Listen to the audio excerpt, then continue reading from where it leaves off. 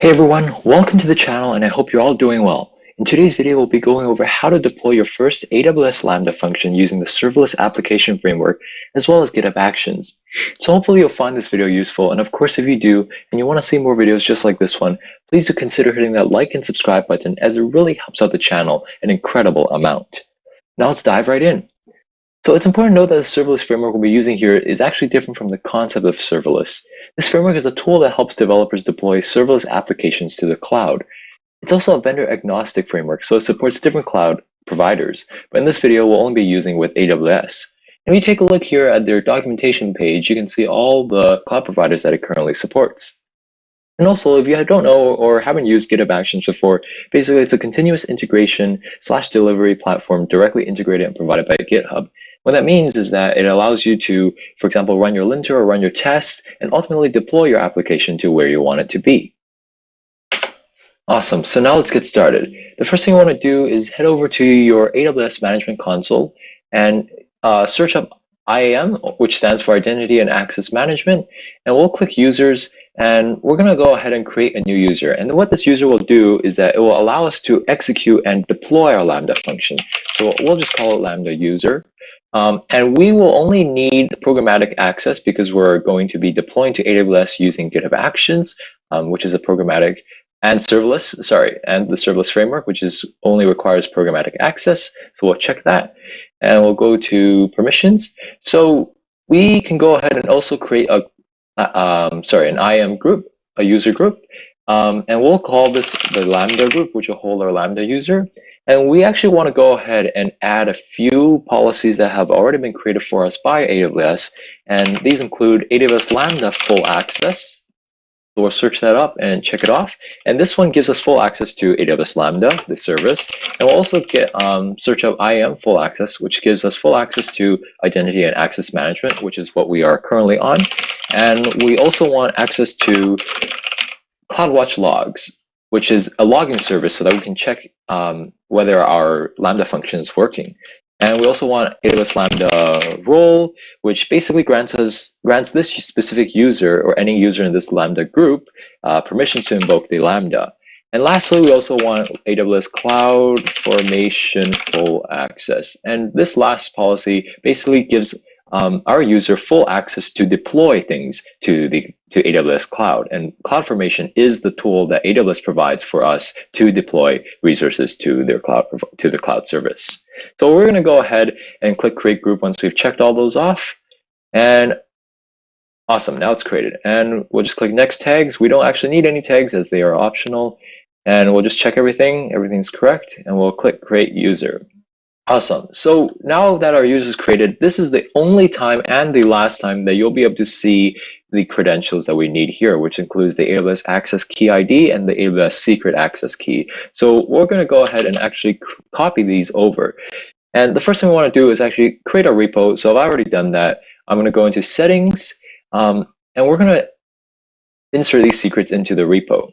So we'll click New Repository Secret, and I'm going to type in, I'm just going to call this AWS Access Key ID, and I believe I copied it right. Yeah, this is the key ID. So we'll add secret, and we'll create a new secret for, oops, it should be capitalized. This is just a convention I follow.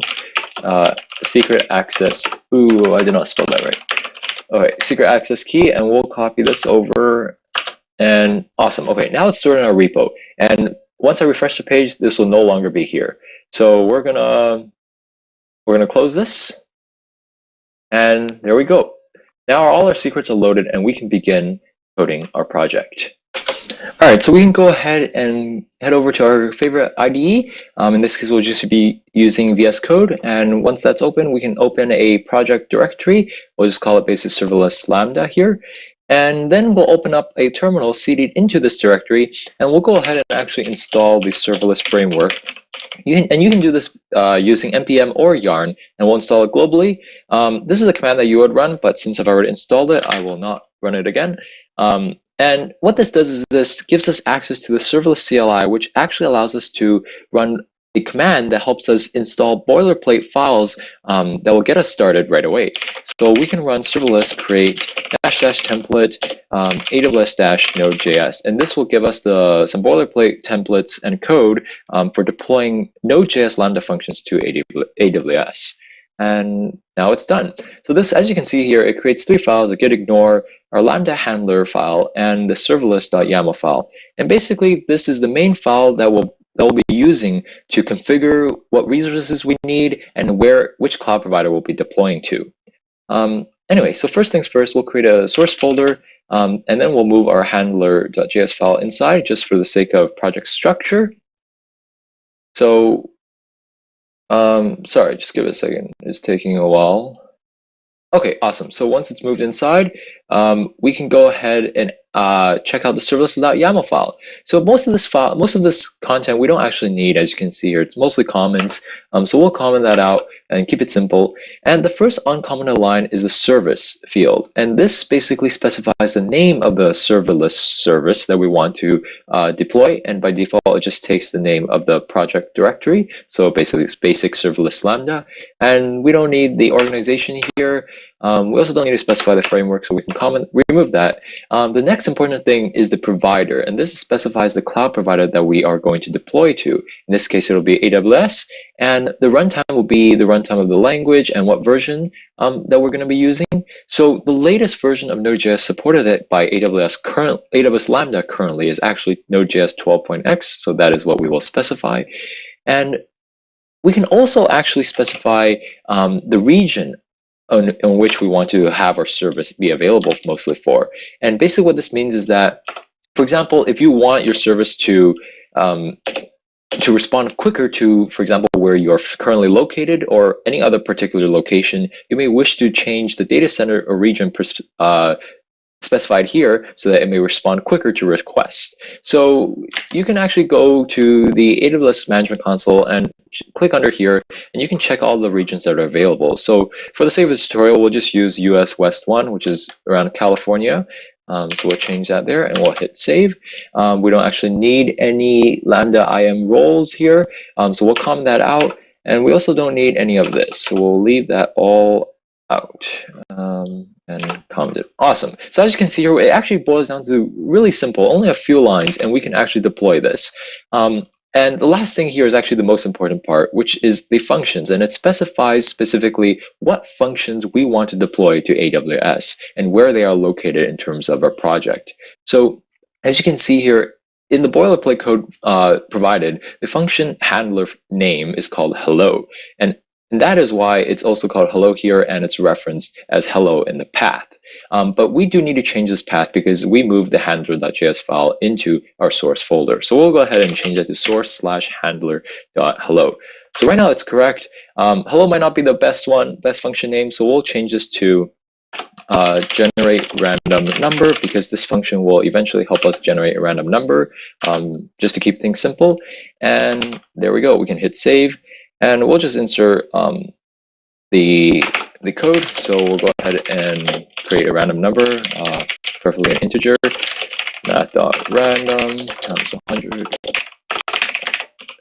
And we'll also do a quick log so we can see in CloudWatch. So this is the random generated integer is. And once that is done, we can also return it. Awesome. And we actually don't need async here, so I'm just going to comment that out. All right, so our code is actually done now.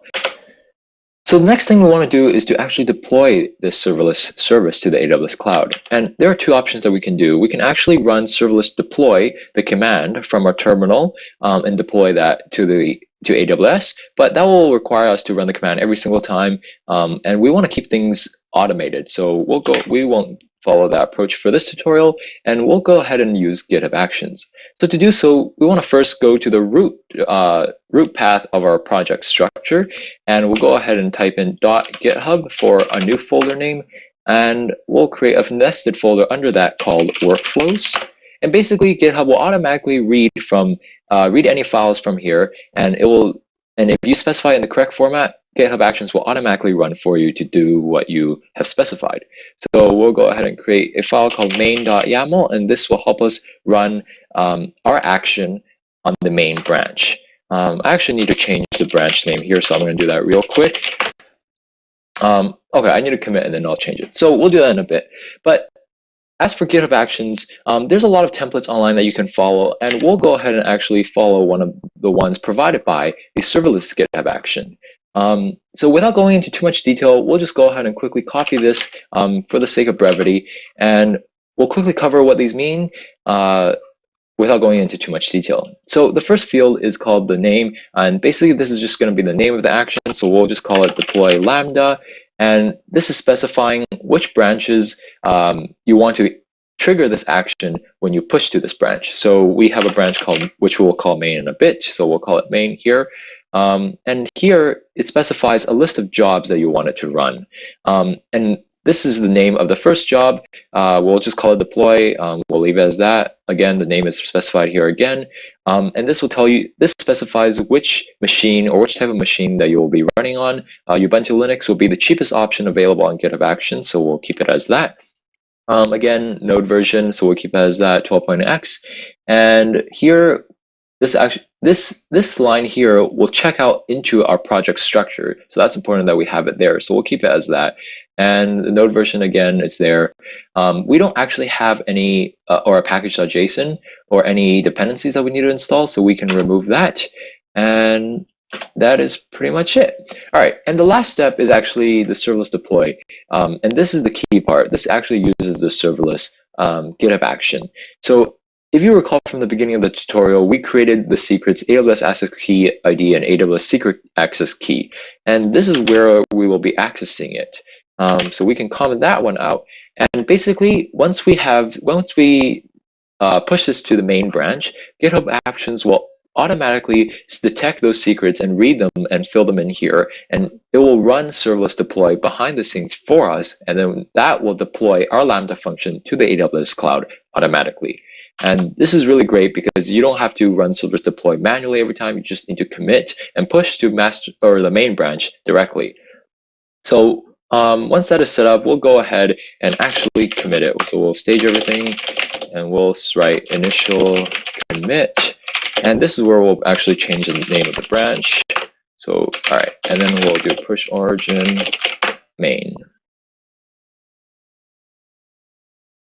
All right, so once that is pushed, we can actually head over to our project and we'll see if the code is up.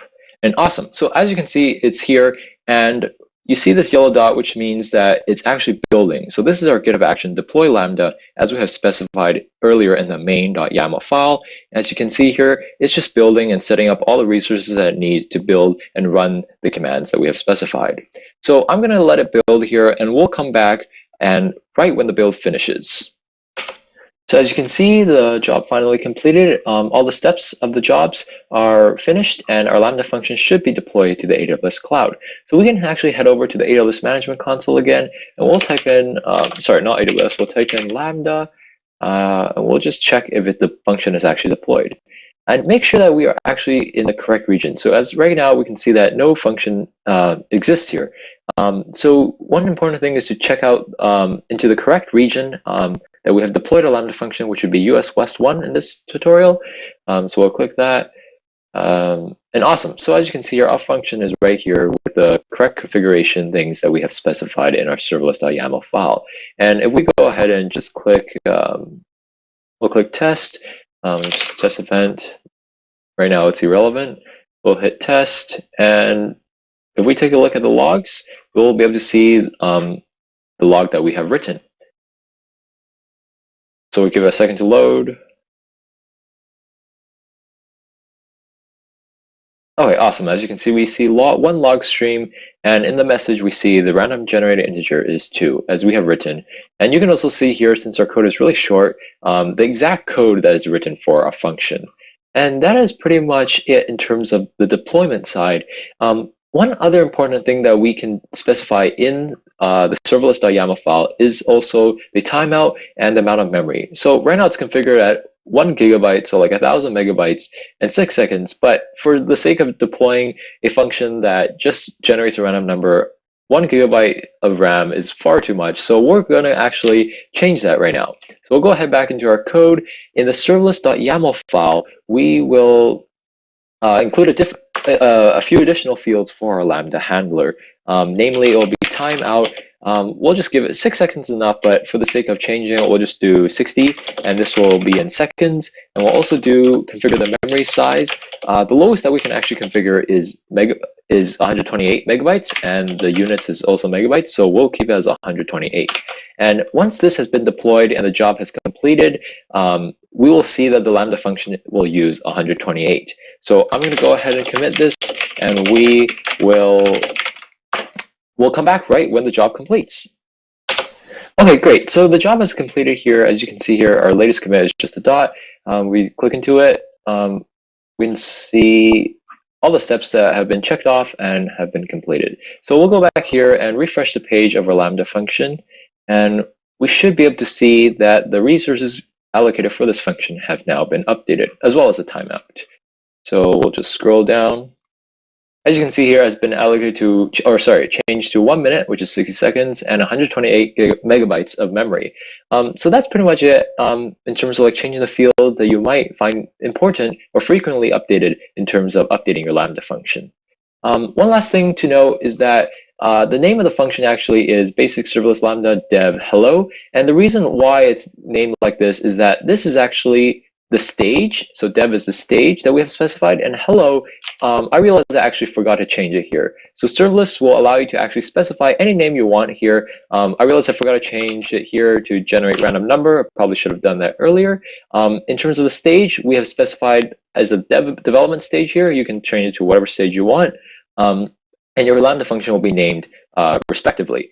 Ideally, the stage will represent, like, for example, the environment that you're deploying your Lambda function to. Maybe it's like a development, a QA, or maybe a production environment, and you would change it as such, for example, production.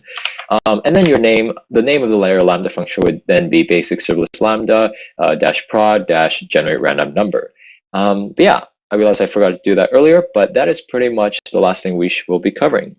And yeah, anyways, of course, if you learned something or found this video helpful, please do consider hitting that like and subscribe button again down below, as it really helps out the channel and series. And as always, I hope you're all staying happy and well out there. But for now, I'll see you in the next video.